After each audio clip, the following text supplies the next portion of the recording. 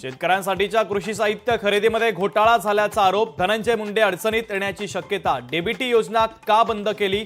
नागपूर खंडपीठाचा सरकारला सवाल. त्याचवेळी पोलीस कारवाई झाली असती तर माझा भाऊ वाचला असता. संतोष देशमुखांचे बंधू धनंजय देशमुखांची खंत. बीडच्या केसमध्ये वाल्मिक कराड समर्थक आक्रमक. कराडला गोवण्यात येत असल्याचा समर्थकांचा आरोप. पाण्याच्या टाकीवर चढत टायर जाळत कराड समर्थकांचं आंदोलन. आंबेडकरी अनुयायांचा परभणी ते मुंबई लॉंग मार्च. सूर्यवंशी आणि विजय वाकोडेंच्या कुटुंबाला न्याय देण्याची मागणी.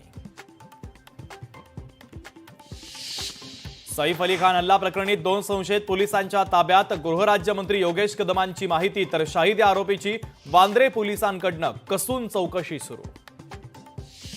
आरोपी सैफ अली खानच्या घरात जिनानं गेल्याचं आलं समोर. आरोपी जिना चढत असतानाचा सीसीटीव्ही लोकशाही मराठीच्या हाती.